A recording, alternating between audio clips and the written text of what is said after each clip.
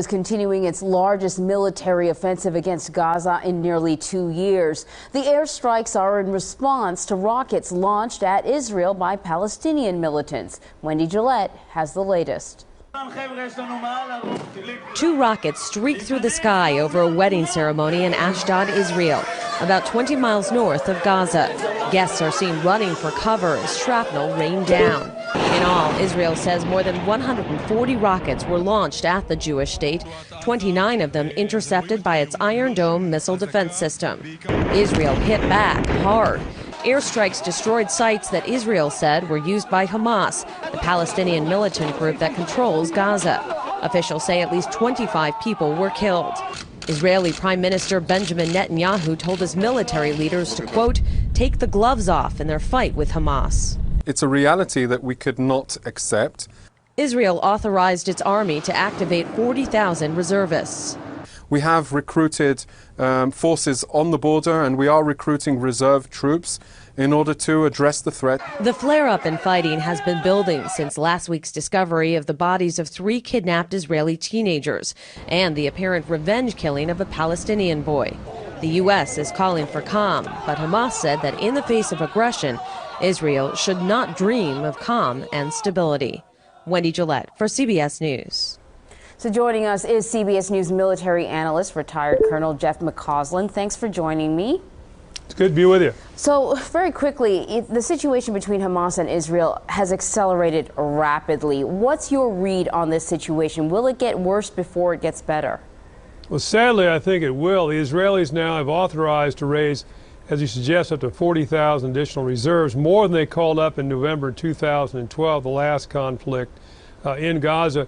Both the Israelis and Hamas seem motivated by domestic concerns to do something. A lot of right-wing pressure on President Netanyahu to respond. Hamas is being pressured by some more militant groups in Gaza to take a response. You know, this really has the makings of a major disaster.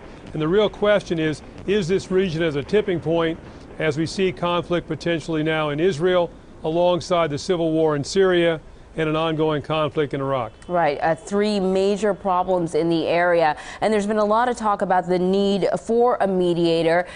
Certainly Secretary of State John Kerry's name has come up. He clearly has his hands full with Afghanistan and Iraq, but could we see the U.S. get involved here? Well, there's a real possibility, I think, of that happening. Having said that, we also know Mr. Kerry attempted to reconcile these 2 groups, made that a priority. That effort has largely failed. Martin Indyk, one of his principal advisors and a long-term Middle East envoy, had said the level of distrust between the 2 sides was so high, he saw very little possibility of a breakthrough. We have seen the head of the Palestinian Authority, Mr. Abbas, calling for a downsizing of violence and a de-escalation. But clearly right now, there is the imminent threat of a major war. The use of a mediator could be very, very important. Other than Secretary of State John Kerry, are there other people who could fill that role? Possibly, perhaps Mr. Blair, who had worked very hard in the Middle East, perhaps the UN Secretary General. We did see this very interesting intervention, though not described at that, by Pope Francis, who brought both Mr. Abbas as well as Mr. Perez to Rome for a prayer session about peace in the region.